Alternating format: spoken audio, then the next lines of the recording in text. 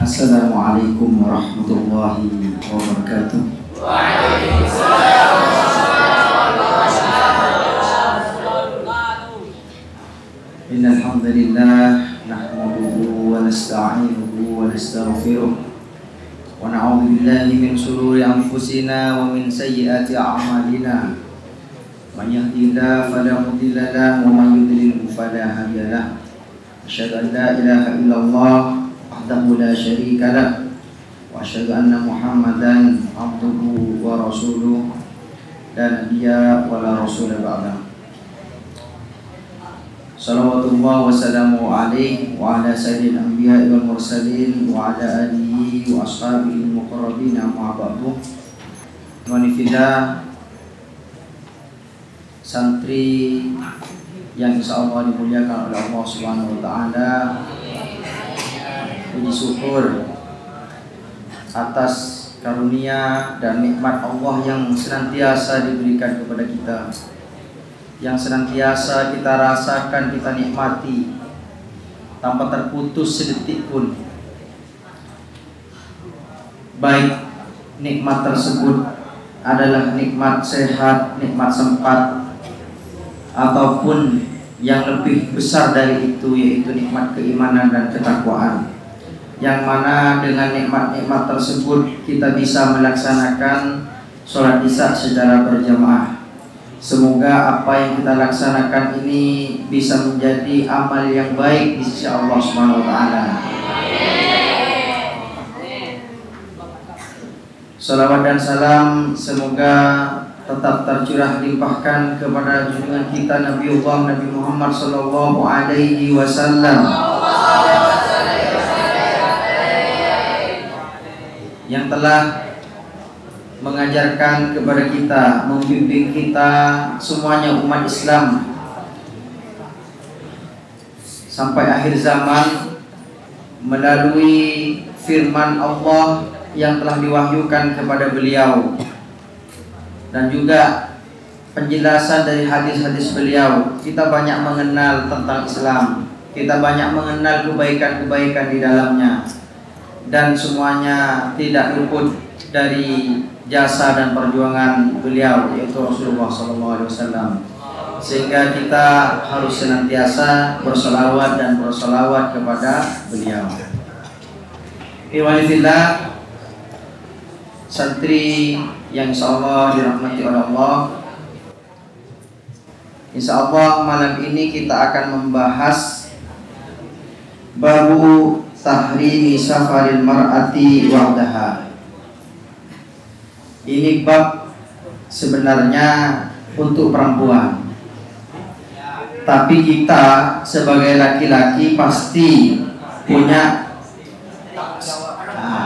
paling tidak punya saudara perempuan, atau kalau tidak punya saudara perempuan, punya ibu perempuan, jelas tidak mungkin laki-laki,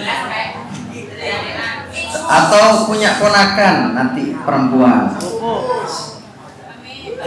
ya sepupu.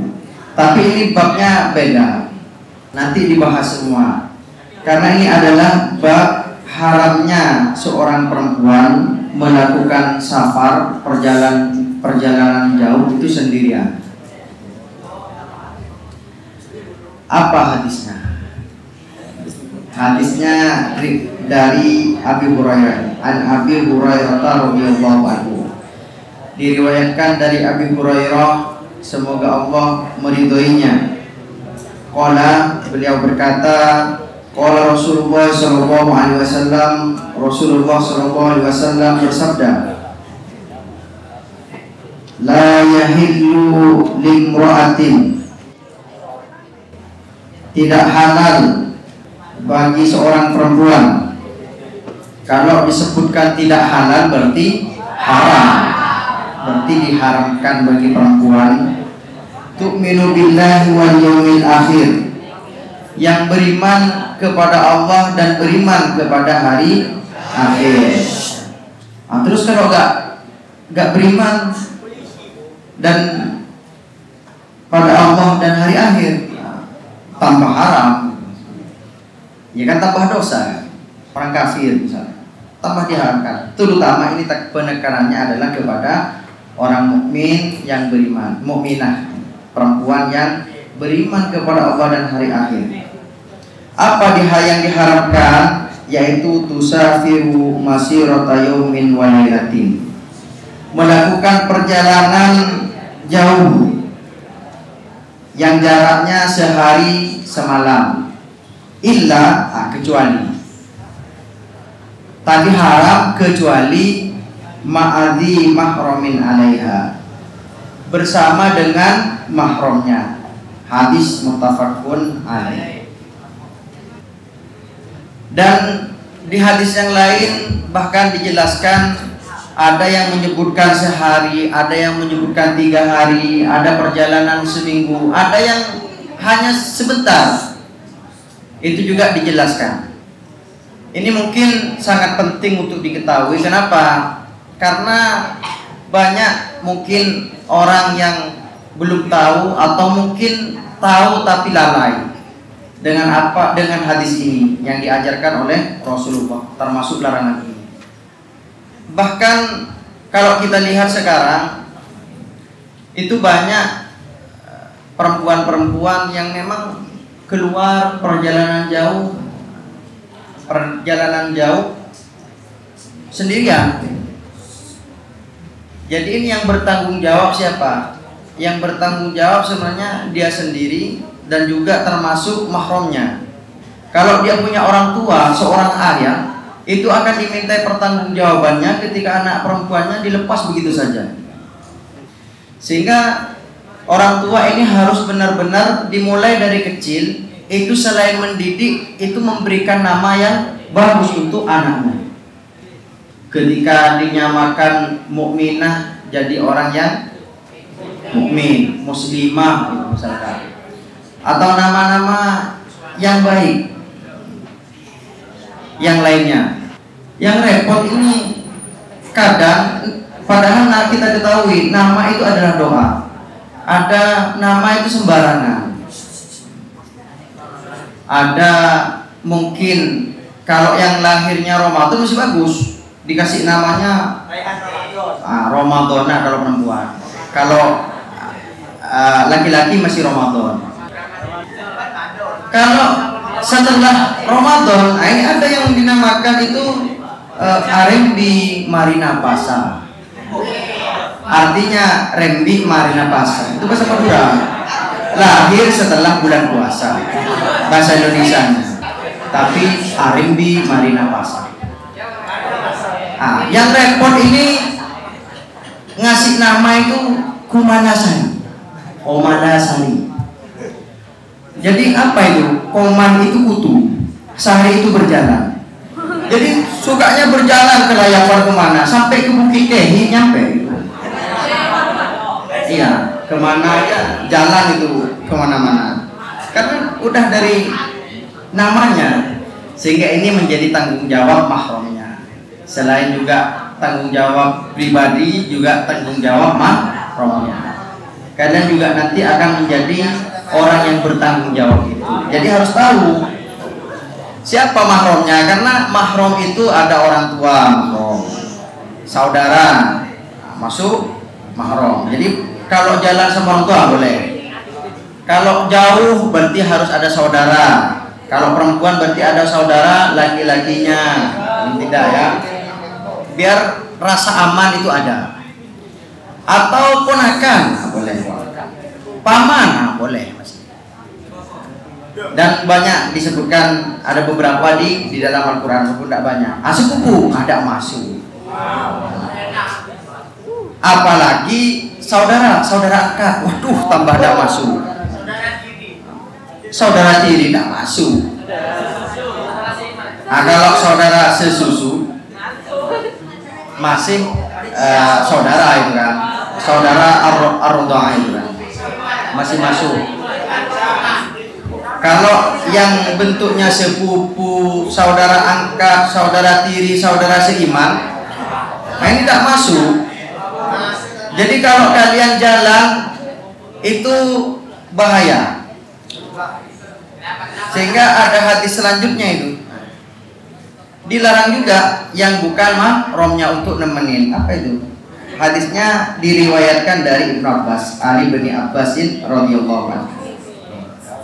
Ini annahu sami'an nabiyya sallallahu alaihi wasallam, diriwayatkan dari Ibnu Abbas, semoga Allah meridhoinya, bahwasanya beliau Ibnu Abbas itu mendengar Nabi sallallahu alaihi wasallam itu bersabda. Apa sabdanya? La yahluwanna rajulun bimra'atin. Jangan sekali-kali seorang laki-laki berkhulwat, berduaan dengan perempuan, illa wa ma'ahadu mahramin, kecuali bersama mahramnya. Jadi kalau masih statusnya sepupu, tidak boleh dekat-dekat. Karena apa? Karena kalau dekat-dekat itu ketiganya itu setan, digoda sama setan. Hei fulan, sepupumu itu. Tidak. Masya Allah, kan? Ya kalau godanya sama kalian santri kan agak-agak Islami, gitu kan? Gak apa-apa ta'arufah. Setan masuk, mulai pelan-pelan masuk. Iya juga ya, kan ta'arufah gak apa-apa.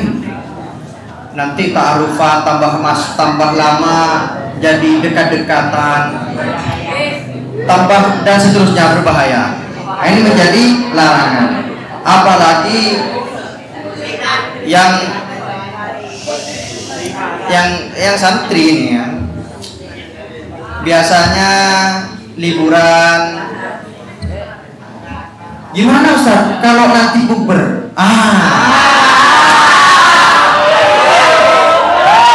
Kan kita buka puasa Ustaz, buka puasanya baik, tapi kalau pas buka puasanya sama si dia yang bukan malam, ada baik juga jadi ya.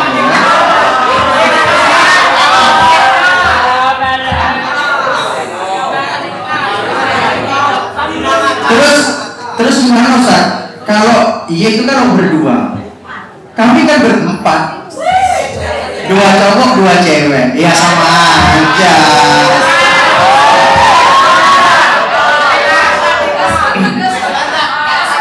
Jangan diakal-akalin lah. Ini kalau kayak gini bisa terjadi fitnah. Kalau masih ada mahramnya bareng sama kakaknya, sama saudaranya, mau nyapa-nyapa kan malu, gak enak kan? Bisa disikat, jangan godengin adik gue loh. Kan enak. Ini masalahnya sekarang yang repot kadang karena saking tidak tahunya, kompak-kompakan sama kakaknya. Gimana adik kamu buat saya lah ya. Bukber bareng. Aduh, godain kakaknya. Masya Allah. Nah, janganlah ya. Atau digodainnya adiknya, biar mbaknya di bawah. Ya kakak yang punya adik ketemu gede di sini ya. Itu jangan sampai itu terjadi. Kalaupun ada acara, itu masih dianjurkan apa? Harus ada tabir penghalang. Kalau ada acara atau ada apa itu diutamakan. Kecuali memang ada mahramnya tadi, itu sudah tidak masalah. Kalau sudah berdua, itu setan ketiganya. Terus selanjutnya, wala tusafirul mar'atu illa ma'adi mahramin. Dan tidak boleh seorang perempuan itu melakukan perjalanan kecuali bersama mahramnya.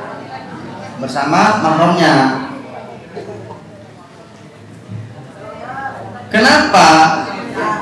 Ini lebih menjaga seorang perempuan itu aman dari bahaya. Bisa jadi ada penjahat. Kalau bersama mahramnya masih ada yang bisa melindungi, membantu. baik itu perjalanannya menggunakan sepeda motor atau mobil, terus jalan kaki. Kalau jalan kaki perjalanan jauh capek juga, paling tidak saya naik sepeda motor atau naik bis. Naik bis sendirian bahaya. Takutnya apa? Pas naik bis ternyata cowok semua di atas. Gimana? Dia perempuan sendirian. Itu apalagi misalnya yang tidak bisa jaga mata, Masya Allah kan? Jadi walaupun kalian nanti pakai kendaraan sebagai laki-laki harus jaga mata. Kalaupun ada perempuan ya sudahlah, jangan dinikmati. Nanti malah dicari-cari. Itu ada, saya duduk di belakang ini. Nyari-nyari tempat duduk dulu. Ini jangan ya, tidak boleh. Karena ini pernah terjadi. Bahkan ini pernah terjadi di zaman Rasulullah. Ada yang bertanya ketika Rasulullah menyampaikan ini. Faqala lahu rajulun, nanya seorang laki-laki kepada beliau, ya Rasulullah, inna imraati kharajat hajatan. Wahai Rasulullah, sesungguhnya istriku ini mau keluar, mau lakukan perjalanan itu untuk pergi haji. Wa inni uktutibtu fi ghazwatin kada wa kada. Sedangkan saya itu diharuskan untuk pergi perang. Perang ini dan itu perangnya. Apa yang disampaikan oleh Rasulullah? Qala intolik fahud jamaah imro'atika. Balik kamu dan hajilah bersama istri kamu. Ternyata menemani istri tadi yang keluar itu lebih utama. Padahal dalam kondisinya tadi apa? Perang. Saking apa? Saking hati-hatinya, saking pentingnya seorang perempuan itu berjalan sama mahramnya.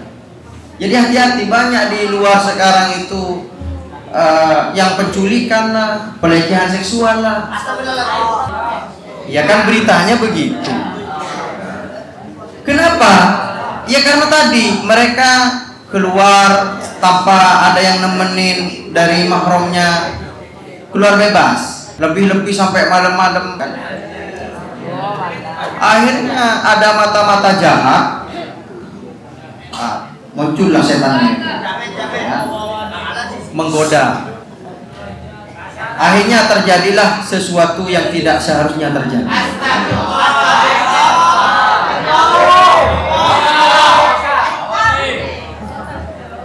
Jadi ini pengetahuan untuk kita yang laki-laki, punya orang tua perempuan, saudara perempuan mungkin, terus ponakan perempuan, itu kita harus menjaga betul-betul. Kalau perjalanan jauh yang memungkinkan terjadinya fitnah nanti, itu harus ditemani. Kalau tidak, ya sudah, tidak usah keluar, menjaga fitnah tadi, karena memang dilarang oleh Rasulullah. Mungkin itu saja ya. Cukup. Kita tutup dengan doa kafaratul majelis.